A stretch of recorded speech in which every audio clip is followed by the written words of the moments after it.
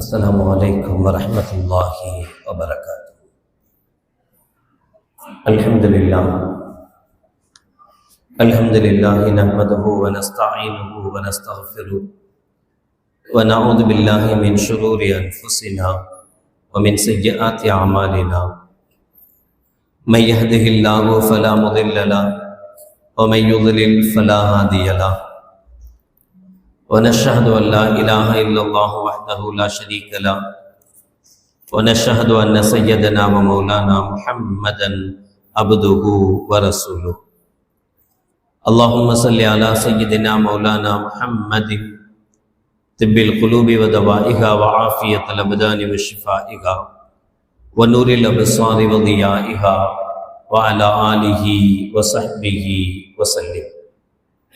أما بعد، فقد قال الله تعالى في القرآن العظيم والفرقان المجيد: أعوذ بالله من الشيطان الرجيم، بسم الله الرحمن الرحيم. فما أوتيتم من شيء فمتاع الحياة الدنيا وما عند الله خير وأبقى الذين آمنوا وعلى ربهم يتوكلون. صدق الله مولانا العظيم. سبحانك لا علم لنا إلا ما علمتنا إنك أنت العليم الحكيم. رب اشرح لي صدري ويسر لي أمري واحلل عقدة من لساني يفقه قولي. إن أريد إلا الإصلاح ما استطعت وما توفيقي إلا بالله. புகழ் அனைத்தும் அல்லாஹ் ஒருவனுக்கு உரித்தாகட்டுமாக.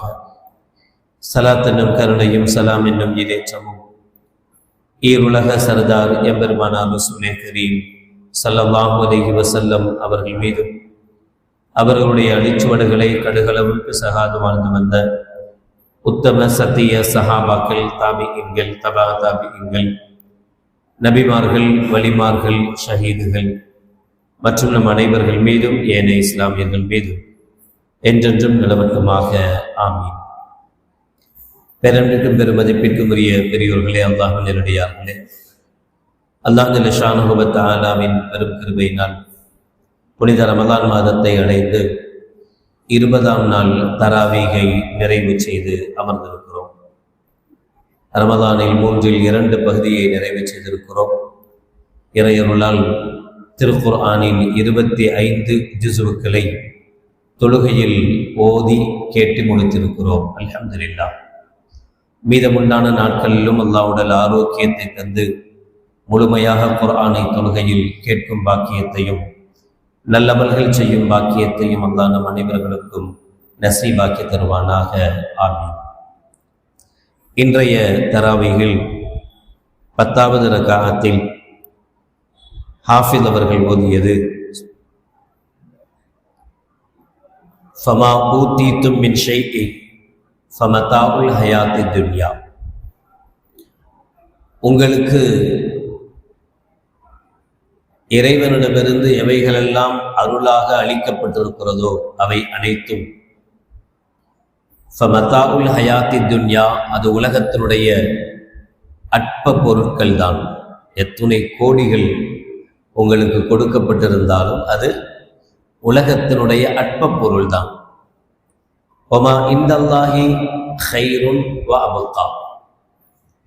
நாளை மறுமையில் அல்லாஹ்விடத்தில் உங்களுக்காக சேகரிக்கப்பட்டிருக்கிற நன்மைகள் தான் இந்த பல கோடிகளை விட சிறந்தது, அதுவே நிரந்தரமானதும் கூட. இந்த உலகத்தில் நமக்கு அல்லாஹ் எதை தந்திருக்கிறானோ அது நாம் உயிர் வாழுகிற வரை அனுபவிப்பதற்கு தரப்பட்டிருப்பவை. நம்முடைய மௌத்துக்கு பிறகு அது நமக்கு பலனளிக்காது. ஆனால் நாம் செய்த நன்மைகள் அது அல்லாஹ்விடத்தில் கைரும் வாபுக்கா, அல்லாஹ்விடத்தில் அது சிறந்ததாகவும் நிரந்தரமானதாகவும் இருக்கிறது. உலக வாழ்க்கை சொற்ப நாட்கள் தான். ஆனால் நாளை மறுமை அழிவில்லாத உலகு, அதற்கு அழிவே இல்லாத உலகம். எனவே அது முக்கியமானது. அல்லது லில்லதீன ஆமனு வ அலா ரப்பிஹிம் யதவக்கல்.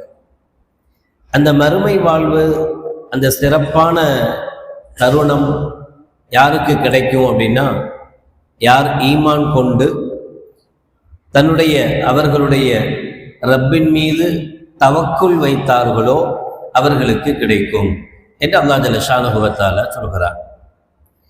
நாமளும் தொழுகிறது, நோன்பு வைக்கிறது, சதகா கொடுக்கறது, ஜகாத் கொடுக்கறது, நல்லபடியாக இருக்கிறது எல்லாமே எதுக்கு அப்படின்னா, நாளை மறுமையில் நமக்கு அந்த நன்மைகள் கிடைக்கணும், நாளை மறுமையில் சொர்க்கம் கிடைக்கணும், அல்லாஹ்வுடைய லிகா கிடைக்கணும் அப்படிங்கிறதுக்காக வேண்டிதான் இவ்வளவு சிரமமும் எவ்வளவு கஷ்டம் படுறோம். இந்த சிரமப்பட்டாலும் கஷ்டப்பட்டாலும் இது யாருக்கு பயனளிக்கும் என்றால் இல்லதீன் ஆமனும், ஈமான் இருக்கணும். ஈமான் இல்லாம ஒருத்தர் நோன்பு வைக்கிறார். இப்போ எவ்வளோ பேர் அப்படி வைக்கிறாங்க, நல்லது நல்லதுன்னு கேட்டு மாற்று சமுதாயத்தை சார்ந்தவங்களும் நோன்பு வைக்கிறாங்க. நோன்பு வச்சு நம்மளை மாதிரியே, இன்னும் சொல்ல போனால் நாமளாவது கண்டதை பேசிக்கிட்டு இருக்கோம், அவங்க அதையும் பேசாம ஓ இப்படி தான் இருக்கணுமா அப்படின்னு கேட்டு அது மாதிரியே நோன்பு இருந்து அந்த நேரத்தில் நோன்பு திறக்கிறவங்களும் இருக்கிறாங்க. இப்போ இவங்களுக்கு இந்த நோன்பு இருக்கிறதுனால பிரயோஜனம் உண்டா, நன்மை உண்டா? கிடையாது. உடம்பு ஆரோக்கியமா இருக்கலாம், நோன்பு வச்சா உடல் ஆரோக்கியம் கிடைக்குதுன்னு சொல்றோம். அந்த ஆரோக்கியம் நமக்கு கிடைக்கிற மாதிரியே அவருக்கும் கிடைக்கும். ஆனா நபிகள் நாயகம் ஸல்லல்லாஹு அலைஹி வஸல்லம் சொல்லுவாங்கல்ல, நோன்பாளியின் வாய் வாடை கூட அல்லாஹ்விடத்தில் கஸ்தூரியை விட மனமானது.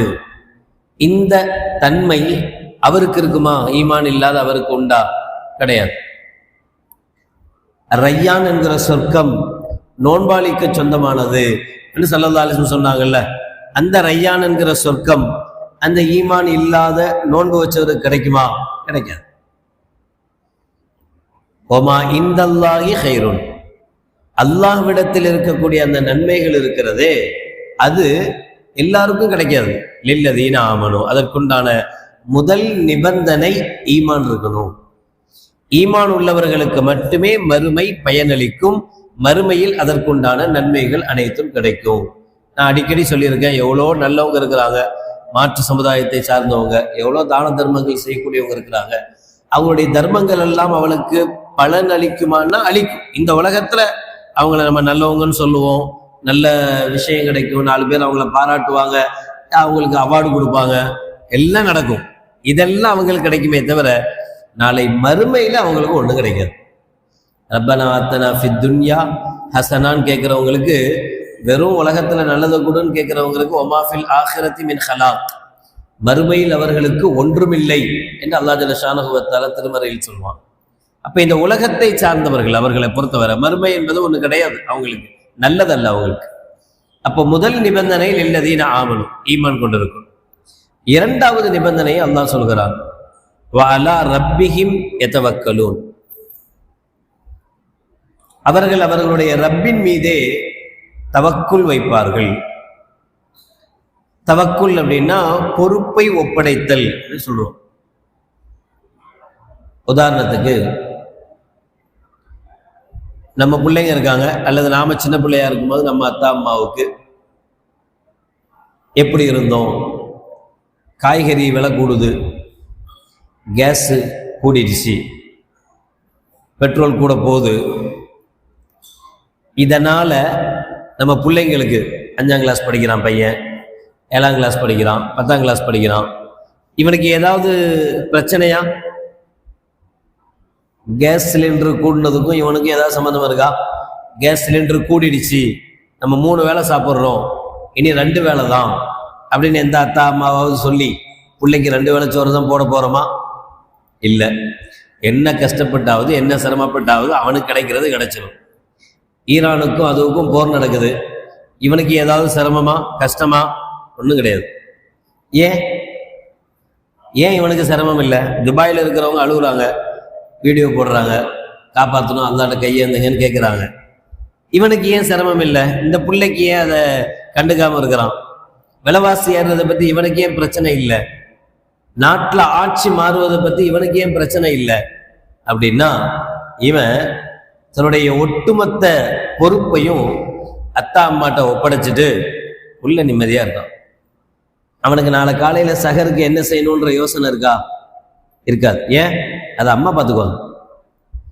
அரிசி இல்லையே, தக்காளி இல்லையே, கத்திரிக்காய் இல்லையே, அவனுக்கு கவலையா?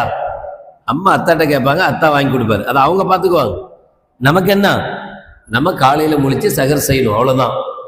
அப்புறம் இஃப்தாருக்கு கஞ்சி கிஞ்சி எல்லாம் ரெடியா இருக்கும், அதுதான் நம்ம வேலை. அதோட நம்ம வேலை முடிஞ்சு போச்சு. பெருநாளைக்கு ட்ரெஸ் எடுக்கணுமே, அது செய்யணுமே, ஏதாவது அவனுக்கு பிரச்சனை இருக்கா, கவலை இருக்கா? எந்த கவலையும் குழந்தைங்களுக்கு கிடையாது. ஏன்? குழந்தைங்க தன்னை முழுசா அத்தா அம்மாட்ட ஒப்படைச்சிட்டு நிம்மதியா இருக்கும். யார் இப்படி தன்னை முழுசா சரியானவங்கள்ட்ட, கெட்டவங்கள்ட்ட ஒப்படைக்க கூடாது, தகுதியானவர்கள்ட்ட நம்மளை ஒப்படைக்கிறோமோ அவங்களுடைய வாழ்க்கை நிம்மதியாக சந்தோஷமாக இருக்குது. யாரு எல்லாத்தையும் நான் தான் பார்க்கணும், நான் தான் பார்க்கணும், நான் தான் பார்க்கணும்னு சொல்றோமோ அவங்க கஷ்டத்திலேயே இருக்கணும். அல்லாஹ் நாளை மறுமையினுடைய பயனுக்கு ஒரு காரணமாக சொல்வது தவக்குல். முல்லா ஒரு சந்தர்ப்பத்துல, ஒரு நேரத்துல அவங்க வீட்டை தாண்டி இருக்கிற ஒரு இடத்துல லைட் இருக்கு, ஸ்ட்ரீட் லைட்டு. அதுக்கு கீழே எதையோ தேடிட்டு இருக்கிறார். அந்த பக்கமா வந்தவர் கேட்டார், முல்லா என்ன தேடிட்டு இருக்கீங்க? இல்லை, வீட்டு சாவி தொலைஞ்சு போச்சு, தேடிட்டு இருக்கேன், காணோம், தேடிட்டு இருக்கேன். அவரும் சேர்ந்து ஹெல்ப் பண்ணலாம், தேடலாம். ரொம்ப நேரமா தேடுறாங்க, அந்த இடத்துல காணோம். அப்புறம் இவரா கேட்டார், முல்லா நல்லா யோசிச்சு பாருங்களேன், எங்க மிஸ் பண்ணீங்க? இவ்வளோ நேரம் தேடிட்டோம் 2 பேரும் சேர்ந்து, எங்கண்ணே எங்கேயுமே காணோம், எங்க மிஸ் பண்ணீங்க, கொஞ்சம் நல்லா யோசிச்சு சொல்லுங்க. அவர் சொன்னார், எனக்கு நல்ல ஞாபகம் இருக்கு, வீட்டுக்கு முன்னாடி தான் சாவி விழுந்ததுன்னார். அட லூசு, வீட்டுக்கு முன்னாடி சாவியை போட்டு ஏன் இங்க வந்து தேடுற? உளுந்த இடத்துல தானே தேடணும், அங்கே தானே கிடைக்கும், இங்கே வந்து தேடுற அப்படின்னார். திரும்ப முல்லா சொன்னார், அட லூசு, எங்கள் வீட்டுக்கு முன்னாடி இருட்டா இருக்கு, இங்கே தான் வெளிச்சமா இருக்கு, எங்கே வெளிச்சம் இருக்கோ அங்கே தானே தேடினா கிடைக்கும், இருட்டில் தேடினா கிடைக்குமா அப்படின்னார். இப்படித்தான் பல பேருடைய வாழ்க்கை. எதையோ எங்கேயோ தொலைச்சிட்டு அதை எங்கேயோ தேடிக்கிட்டு இருக்கோம். தேட வேண்டிய இடத்தை மிஸ் பண்ணிட்டோம், தேட வேண்டிய இடங்களை விட்டுட்டு சம்பந்தமில்லாத இடத்துல தேடுறோம். நிம்மதி வேணும், எங்க கிடைக்கும்? அல்லாஹ் சொல்றான், என்கிட்ட வாங்க நான் தர்றேன் அப்படிங்கிறான். நம்ம அதை விட்டுட்டு பணம் காசு சம்பாதிச்சா நிம்மதி வந்துடும், கல்யாணம் முடிச்சா நிம்மதி வந்துடும், புள்ள பெத்தா நிம்மதி வந்துடும், வீடு சொந்த வீடு வாங்கினா நிம்மதி வந்துடும், கார் வந்தா நிம்மதி கிடைச்சிடும், பைக் வாங்கி, இப்படி எல்லாமே நாம அதை எங்க தேடணுமோ அதை விட்டுட்டு எதெல்லாமோ நாம நம்பிக்கை வச்சு அதன் மீது நாம பொறுப்பை ஒப்படைச்சு அதுல நம்ம தேடும் போது அது நமக்கு கிடைக்க மாட்டேங்குது. அல்லாஹ் ஜல்ல ஷானஹு வ தஆலா சொல்வான், ஃபைதா அஸம்த ஃபதவக்கல் அலல்லாஹ். நீங்க ஏதாவது ஒரு காரியத்தை செய்யணும்னு முடிவெடுத்து விட்டால், அஸ்ம் அப்படின்னா நினப்பு இல்லை, அந்த நினப்பை நடைமுறைப்படுத்துவதற்குண்டான, இப்போ 2 ரக்காத் தொழுவணும்னு முடிவு பண்ணியிருக்கேன்னு வச்சுக்குவோம். தொழுவுறதுக்கு முடிவு பண்ண என்ன பண்ணும்? வீட்டிலேருந்து கிளம்பி பள்ளியாசலுக்கு வரணும், பாத்ரூம் போகணும், ஒது செய்யணும், பள்ளியாசலுக்குள்ள இதெல்லாம் செய்யணும். முன்னாடியே செஞ்சு முடிச்சுட்டு இப்பதான் தொழுவ போறேன். இந்த அஸ்மு ஃபைதா அஸம்தக்கு என்ன மீனிங் அப்படின்னா, தொழுவணும்னு நினைச்சா அதுக்கு முன்னேற்பாடுகள் எல்லாத்தையும் செஞ்சு முடிச்சுட்டு தயாராகிறது. உம்ராக்கு போகணும்னு ஆசைப்படுறோம், என்ன பண்ணோம்? பாஸ்போர்ட் எடுக்கணும், விசா அப்ளை பண்ணணும், விசா வரணும், அதுக்கு முன்னாடி என்னென்ன ஊசி போடணுமோ அதெல்லாம் பண்ணணும். இதற்கெல்லாம் ரெடி ஆயிட்டா உம்ராக்கு தயாராயிட்டேன்னு அர்த்தம். உம்ராக்கு ரெடி ஆயாச்சு. இப்போ இதை எல்லாத்தையும் செய்யறது யார் வேலை? நம்ம வேலை. ஃபைதா அஸம்த, ஒன்ன செய்யணும்னு முடிவெடுத்துட்டா அதுக்கு முன்னால் உள்ள ஏற்பாடுகள் எல்லாம் செஞ்சு முடிச்சுட்டு அப்புறம் ஃபதவக்கல் அலல்லாஹ், அல்லாஹ்வின் மீது தவக்குலும் வைக்கணும். இதெல்லாம் செஞ்சுட்டா அது நடந்துருமா? நடக்காது. இதையும் செய்யணும், செஞ்சுட்டு அல்லாஹ்வின் மீது தவக்குலும் வைக்கணும். அல்லாஹ் நாடினால்தான் நடக்கும். அரபில ஒன்று சொல்லுவாங்க, அஸ்ஸய்யு மின்னா வல் இத்மாமு மினல்லாஹ். முயற்சி நம்முடையது, அதை பரிபூரணப்படுத்துவது அல்லாஹ்வின் வசம். நாம சும்மா வீட்டில் உட்கார்ந்துட்டு கூடாது. அதுக்காக ஆமா அல்லாஹ் தானே எல்லாம் தருவான் தருவான் தருவான் அப்படின்னு வீட்டுக்குள்ளே உட்கார்ந்து எங்கேயும் தருவான். நாம முயற்சி பண்ணணும், கஷ்டப்படணும், கடையை திறக்கணும், வியாபாரம் பண்ணணும், வெளியில போகணும், உழைக்கணும், எல்லாம் செஞ்ச. சரி, உழைச்சா காசு கிடைக்குமா? சொல்ல முடியாது. உழைச்சி அல்லாஹ் நாடினா தான் காசு கிடைக்கும். நான் அடிக்கடி சொல்றது உண்டு. ஒரு கடை இருக்கு, கடையை பூட்டிட்டோம், சட்டர் போட்டு பூட்டியாச்சு. சைடு லாக் 2 போட்டிருக்கோம், சென்ட்ரல் லாக் 1 போட்டிருக்கோம், மொத்தம் 3 லாக் இருக்கு. இதையும் தாண்டி சிசிடிவி கேமரா இருக்கு. இந்த பக்கம் 1, அந்த பக்கம் 1, 2. வெளியில வேற ஸ்ட்ரீட் லைட் நல்லா பளிச்சுன்னு எரியுது. இதுக்கு மேல நம்ம கடையை உடைச்சி எவனாவது உள்ள போவான்? இதெல்லாம் செஞ்சாச்சு. இவ்வளவு செஞ்ச பிறகு என்ன நடக்கக்கூடாது? திருட்டு நடக்கக்கூடாது. கன்ஃபார்ம். ஏன்? திருட்டு நடக்காம இருக்கிறதுக்கு என்னென்ன பண்ணணுமோ எல்லாத்தையும் செஞ்சு வச்சுட்டோம். மறுநாள் காலையில கடைக்கு போனா சிசிடிவி உடஞ்சி கீழே கிடக்குது, பூட்டு ஒண்ணும் இல்லாம கிடக்குது, கடை திறந்து கிடக்குது, உள்ள பொருள் எல்லாம் காணும். எங்க போச்சு? நம்ம எல்லாமே செஞ்சிருக்கோம்.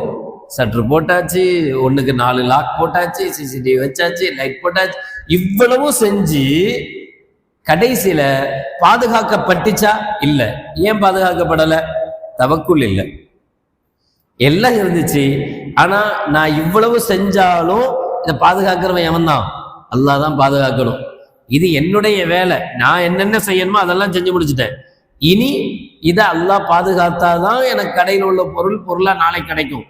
நான் இதெல்லாம் செஞ்சா மட்டும் எனக்கு பொருள் கிடைக்காது அப்படின்னு நம்பணும். அதுக்கு பேர் தான் தவக்குல். ஒரு சஹாபி நபிகள் நாயகம் ஸல்லல்லாஹு அலைஹி வஸல்லம் வர்றார். இப்னு உமர் ரலியல்லாஹு தஆலா அன்ஹுமா அவர்கள் அறிவிக்கிறாங்க, லவ் அன்னக்கும் யதவக்கலூன அலல்லாஹ் ஹக்க தவக்குலி. இல்ல, அவர் கேட்கிறாரு நபிகள் நாயகம் ஸல்லல்லாஹு அலைஹி வஸல்லம், யா ரசூலல்லாஹ், நான் என்னுடைய ஒட்டகைய கொண்டு வர்றேன். ஜா ரஜுலுன் இலா நபி ஸல்லல்லாஹு அலைஹி வஸல்லம் ஃபகால் யா நபி அல்லாஹ் அஹல்லி நாக்கத்தி வா தவக்கலு அலல்லாஹ் அவ் அஅக்கிலுஹா வா தவக்கலு அலல்லாஹ்.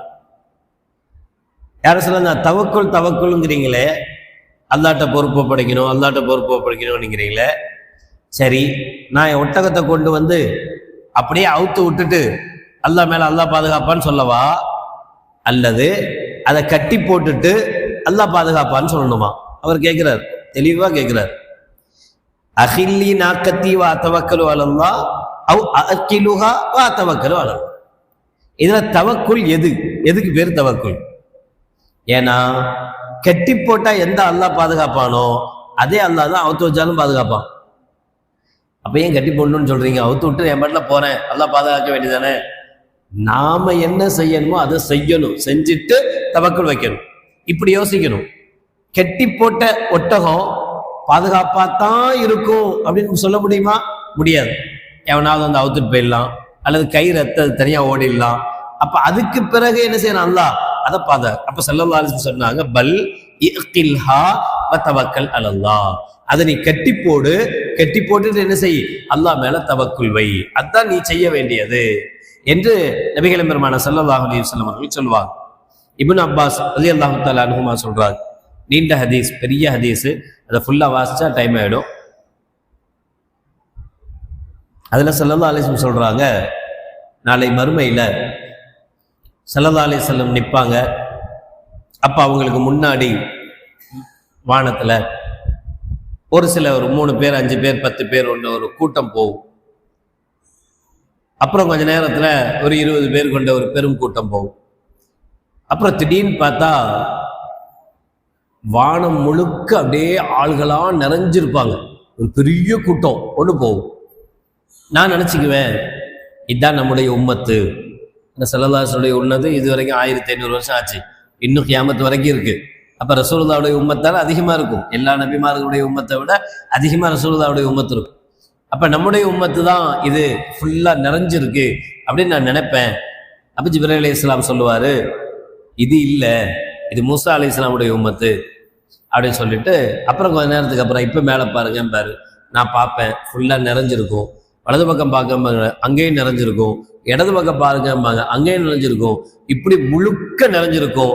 இப்ப ஜிப்ரீல் சொன்னாரு, இதுதான் உங்களுடைய உம்மத்து அப்படின்னு சொல்லிட்டு இன்னொரு விஷயத்தை சேர்த்து சொல்றாரு.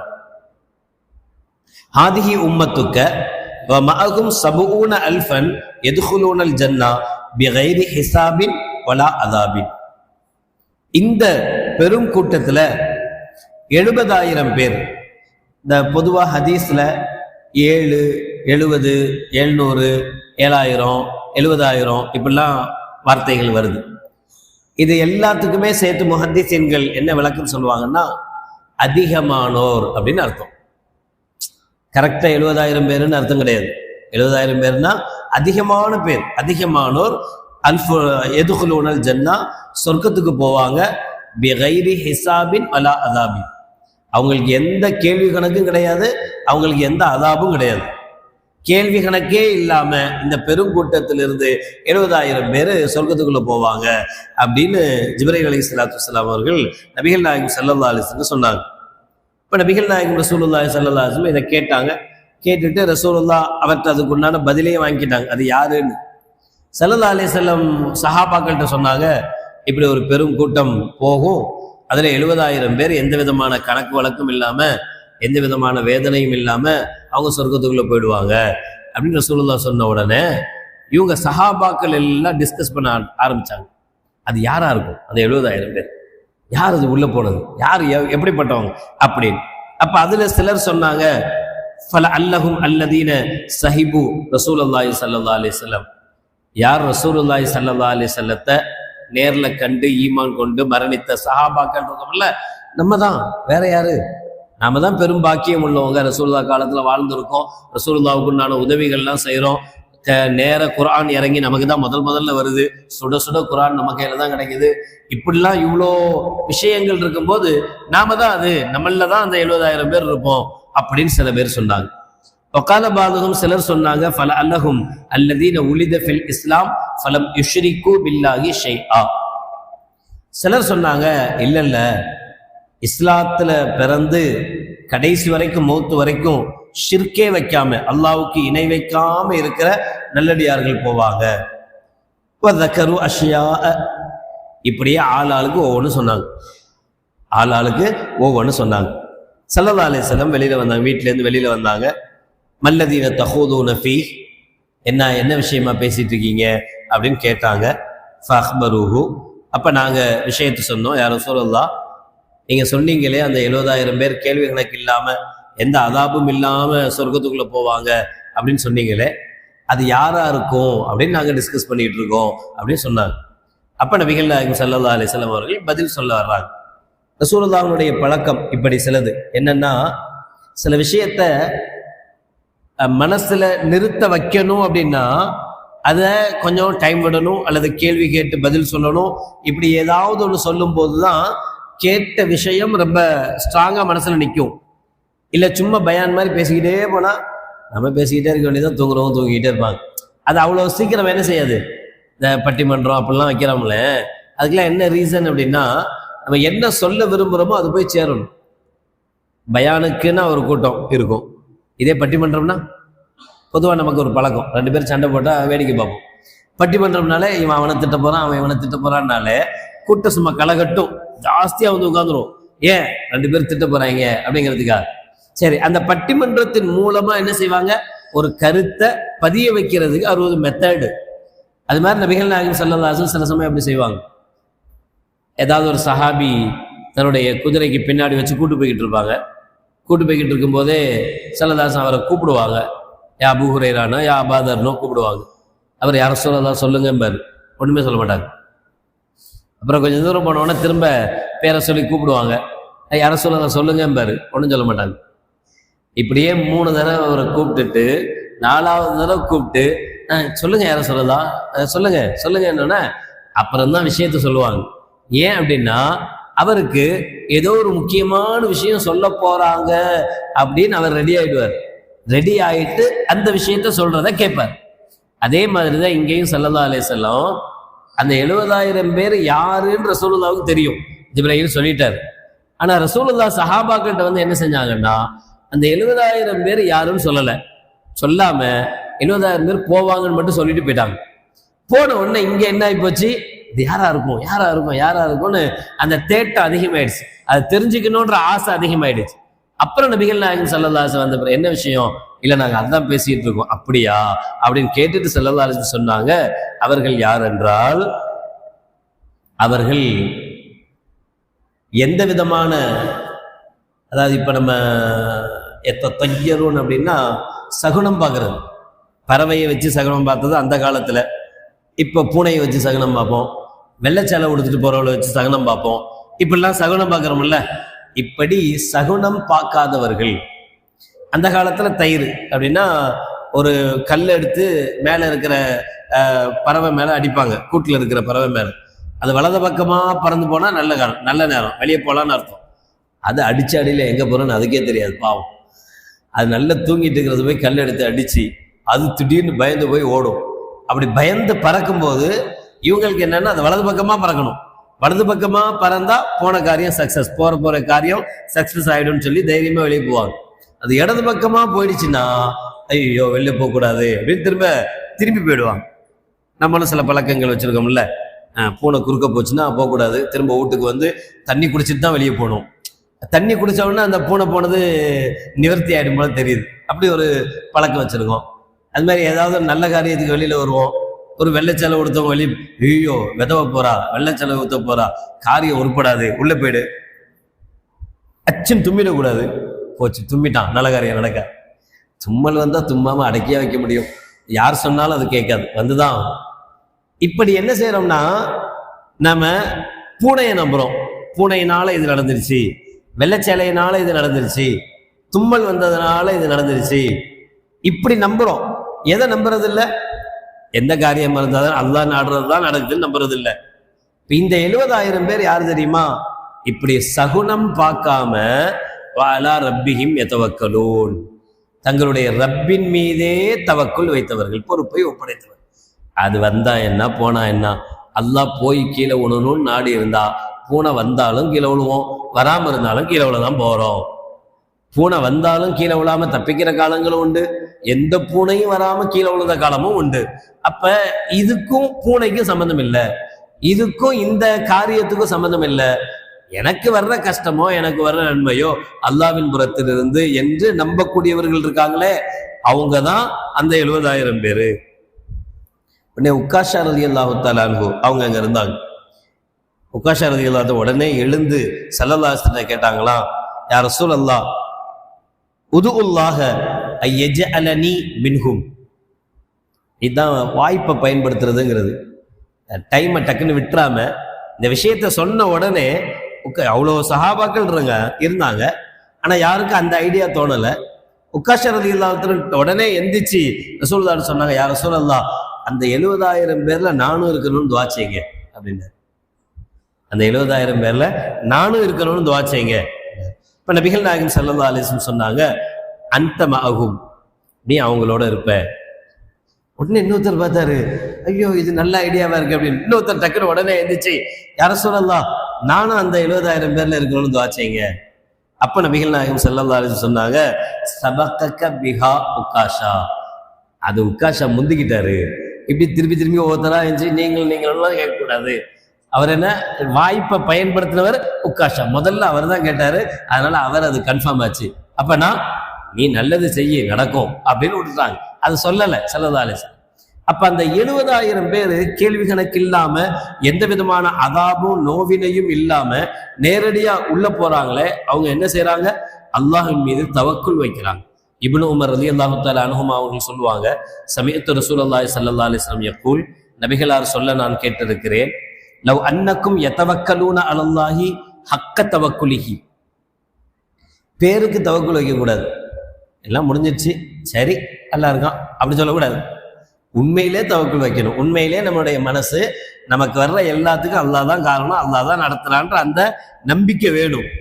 அந்த நம்பிக்கை உண்மையான நம்பிக்கையாக இருந்தால் லரஸகக்கும் கமா யர்ஸுகு தைர, அல்லாஹ் ஜல்ல ஷானஹு வ தஆலா உங்களுக்கு ரிஸ்க் அளிப்பான். எது மாதிரி தெரியுமா? பறவைகளுக்கு எப்படி ரிஸ்க் அளிக்கிறானோ அதுபோல உங்களுக்கும் அல்லாஹ் ரிஸ்க் அளிப்பான். பறவைகளுக்கு எப்படி ரிஸ்க் கொடுக்குறான்? தகுது ஹிமாசா வ தருஹு பித்தானா, அது தன்னுடைய கூட்டிலிருந்து வெளியில போகும்போது வயிற்று பசியோட போகுது, ஆனா திரும்பி வரும்போது வயிறு நிறைஞ்சு திரும்பி வருது.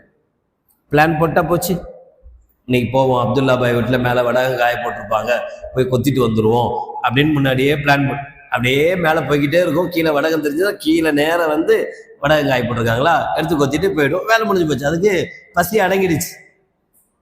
அப்ப தருகு ஹிமாசா, அது தகுது ஹிமாசா, காலையில போகும்போது வயிற்று பசியோட வெளியில போகுது. தருகு பித்தானா, ரிட்டர்ன் வரும்போது வயிறு நிறைஞ்சு ரிட்டர்ன் வருது இல்ல, அது மாதிரி அல்லாஹ் உங்களுக்கும் ரிஸ்க் அளிப்பான். எப்போ? உங்களுக்கு அந்த தவக்குள் இருந்தா. நமக்கு தான் அது இல்லையே. ஏத்தாப்புல இன்னொருத்தன் நம்மள மாதிரியே கடை போட்டாலே நமக்கு திக்கு திக்குங்குது. ஐயோ இவன் வந்துட்டான், இவன் கடை போட்டான் அப்படின்னு சொல்லுது மனசு. எங்கேயோ 1000 பேரை ஆபீஸ்ல இருந்து தூக்கிட்டு இருக்காங்க, ஐடி ஃபீல்ட்ல இருந்து இத்தனை பேரை தூக்கிட்டான், அத்தனை பேரை தூக்கிட்டானோன்னு இங்க நமக்கு திக்கு திக்குங்குது. நம்ம எப்ப தூக்க போறானோ தெரியலையே. அப்படி தூக்கிட்டா நம்ம எப்படி சாப்பிடுறது, நம்ம எப்படி ஏன் இவ்வளவு நாளா வாழ வைக்கலையா அல்லா? இவ்வளவு நாள் ஐடி ஃபீல்ட நம்மளை வாழ வச்சது, இவ்வளவு நாள இந்த வியாபாரமா நம்மளை வாழ வச்சது, இவ்வளவு நாளா அதுவும் இதுவுமா நம்மளை சோறு போட்டுச்சு. இவ்வளவு நாளா நமக்கு சோறு போட்டவன் அல்லாதான். அல்லாதான் சோறு போடுறான். அதுக்கு ஒரு வழி. இதெல்லாம் இந்த ஃபீல்டு மூலமா, இந்த தருணம் மூலமா அல்லாஹ் சோறு போட, அவ்வளவுதானே தவிர இப்ப என்ன செய்ய போறான்? இடத்த மாத்த போறான். இது இல்லைன்னா இன்னொரு இடத்த தர போறான். அதனால நம்மளை பட்னியா சாவடிச்சிருவானா? அல்லாஹ் சும்மா போட்டுருவானா? போட மாட்டான். அதுக்கு அல்லாஹ் வச்சிருக்கிறான். இதுதான் ஹக்க தவக்குல். இந்த தவக்குல், இந்த நம்பிக்கை வைக்கிறது முழுசா நமக்கு வந்துட்டா, நபிகள் நாயகம் ஸல்லல்லாஹு அலைஹி வஸல்லம் சொன்னாங்க, அது அல்லாஹ் ஜல்ல ஷானஹு வ தஆலா என்ன செய்யறான்?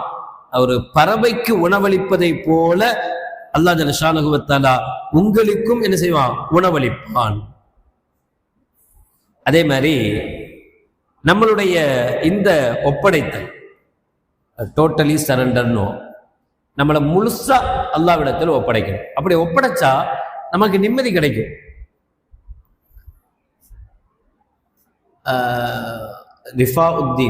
ரஃபி உத்தீன் பாக்கவி அப்படின்னு ஒருத்தவங்க, அல்லாஹ் ஜல்ல ஷானஹு வ தஆலா அவங்களுடைய கபரை சொர்க்கத்தின் பூஞ்சோலையாக ஆக்குவானா.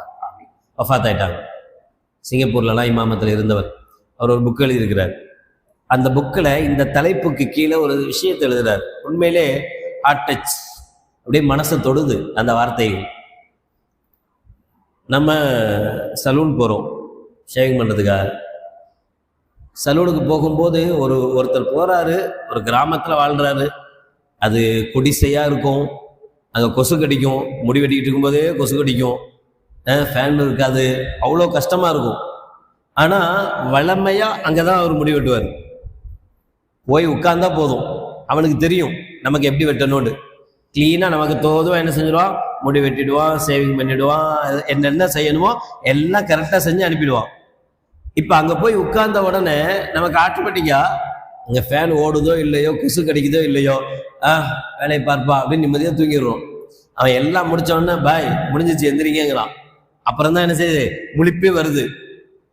ஆனால் இதே சந்தர்ப்பம், ஏதாவது ஒரு பயணம் போகிறோம், வெளிநாடு போகிறோம், வெளியூர் போகிறோம், வெளியூர் போன இடத்துல ஒரு 10 நாள் 20 நாள் தங்குற மாதிரி ஆகிப்போச்சு. அப்போ நம்ம திடீர்னு சேவிங் பண்ண வேண்டியது இருக்குது, முடிவெட்ட வேண்டியது இருக்குது. அப்போ ஒரு கடைக்கு போகிறோம். அந்த கடை பயங்கரமான ஹை லுக்கில் இருக்குது, ஃபுல் ஏசி போட்டிருக்கான். அங்கே எல்லாமே டிகிரி படித்தவன் தான் முடிவெட்டுறான். அப்படிதானே? சில கடையிலலாம் அப்பா அதுக்குன்னு தனியாக படிப்பு படித்து டிகிரிலாம் வாங்கி அவனை தான் சேர்த்து வச்சிருக்கான். அவன் தான் வந்து என்ன செய்யறான்? முடிவெட்டுறான். திடீர்னு பத்தி விட்டு முடிவெட்டுறான், இல்லை என்னமோ செய்யறான், விதவிதமாக பண்ணுறான். நமக்கு இப்போ அவன்கிட்ட வந்து 50 ரூபா தான் கொடுத்து முடி வெட்டிருப்போம், இவன்கிட்ட 5000 ரூபா கொடுத்து முடி வெட்ட போகிறோம்.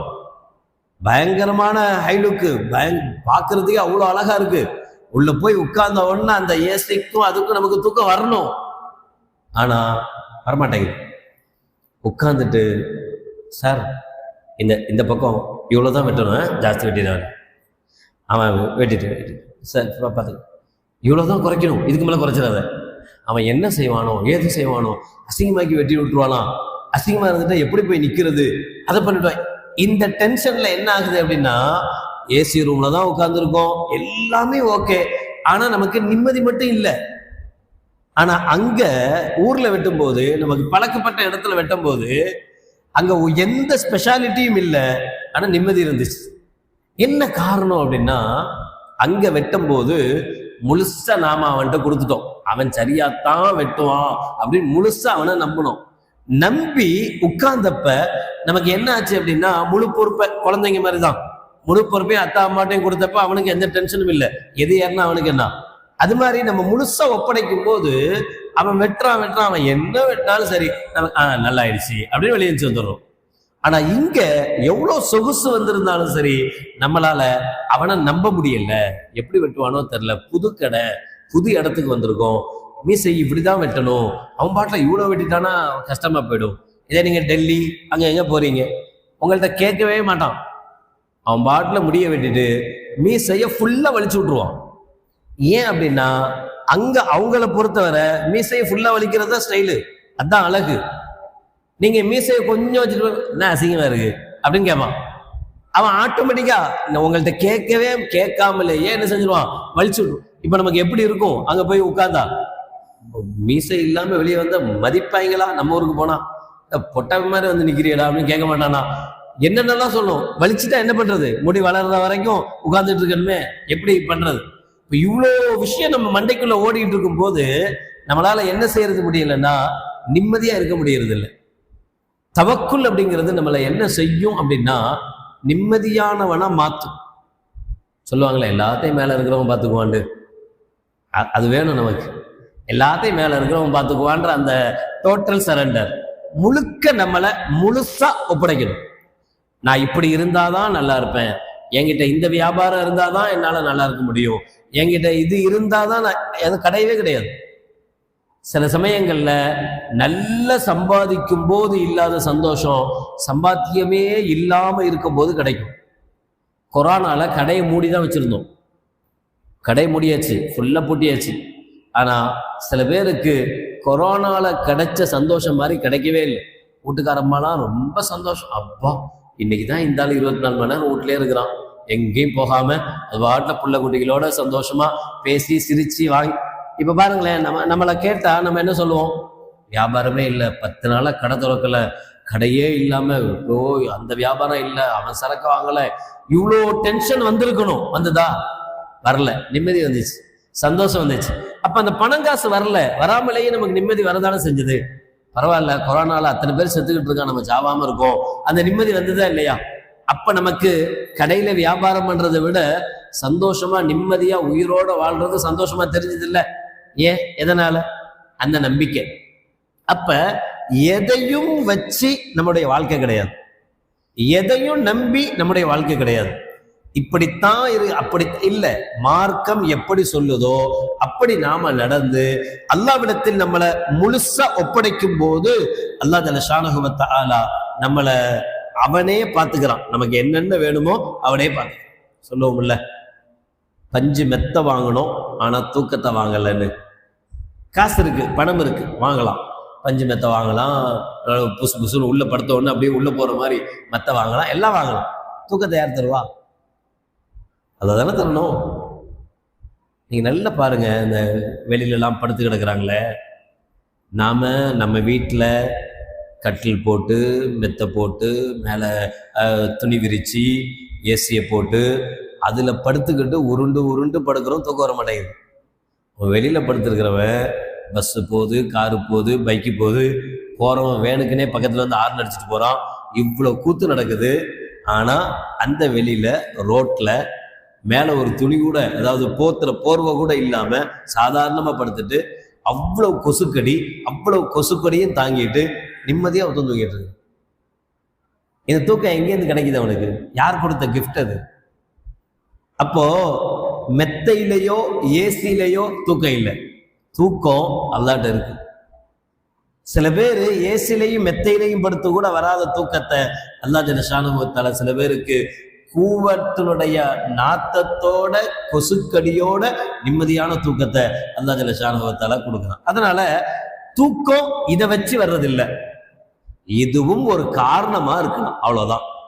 அதே மாதிரிதான் நம்முடைய வாழ்க்கையினுடைய ஒவ்வொரு விஷயமும் இதை வச்சு அதை வச்சு எதுவும் இல்லை, எல்லாம் முழுக்க முழுக்க அல்லாஹ்வை வச்சுதான் என்கிற தவக்குல், என்கிற நம்பிக்கை. எந்த காரியத்தை செஞ்சாலும் சரி, செய்யறது என் வேலை, அதுக்காக சும்மா உட்காரல, நான் செஞ்சிடுறேன், ஆனா இதை முழுமைப்படுத்தி தருவது அல்லாஹ்வுடைய பொறுப்பு என்று யார் தவக்குல் வைக்கிறார்களோ அவர்களும் அந்த 70,000 பேர்ல கேள்வி கணக்கு இல்லாமல் சொர்க்கத்துக்கு போறாங்க என்று கண்மணி நாயகம் ரசூலுல்லாஹி ஸல்லல்லாஹு அலைஹி வஸல்லம் அவர்கள் சொல்வார்கள். அல்லாஹ் ஜல்ல ஷானஹு வ தஆலா அந்த பாக்கியத்தை நம் அனைவர்களுக்கும் தந்தல் புரிவானாக. வாஹிரு தஅவானா அனில் ஹம்துலில்லாஹி ரப்பில் ஆலமீன். بسم الله الرحمن الرحيم الحمد لله رب العالمين اللهم صل على سيدنا مولانا محمد وعلى آل سيدنا مولانا محمد وبارك وسلم عليه ربنا ظلمنا أنفسنا وإن لم تغفر لنا وترحمنا لنكونن من الخاسرين ربنا اغفر لنا ذنوبنا وإسرافنا في أمرنا وثبت أقدامنا وانصرنا على القوم الكافرين اللهم تقبل منا صلاتنا وصيامنا وقيامنا وركوعنا وسجودنا وتخشعنا وتضرعنا وتمم تقصير أعمالنا وتجاوز عنا سيئاتنا وتوفنا مع الأبرار ربنا لا تجعلنا فتنة للقوم الظالمين ونجنا برحمتك من القوم الكافرين اللهم أخرج اليهود والنصارى من جزيرة العرب ربنا آتنا في الدنيا حسنة وفي الآخرة حسنة وقنا عذاب النار وصلى الله تعالى وسلم على خير خلقه سيدنا محمد وعلى آله وأصحابه أجمعين سبحان ربك رب العزة عما يصفون وسلام على المرسلين والحمد لله رب العالمين سبحان الله وبحمده سبحانك اللهم وبحمدك أشهد أن لا إله إلا أنت أستغفرك وأتوب إليك سبحان ربك رب العزة عما يصفون وسلام على المرسلين والحمد لله رب العالمين صلى الله على محمد صلى الله عليه وسلم صلى الله على محمد صلى الله عليه وسلم صلى الله على محمد يا رب صل عليه وسلم السلام عليكم ورحمة الله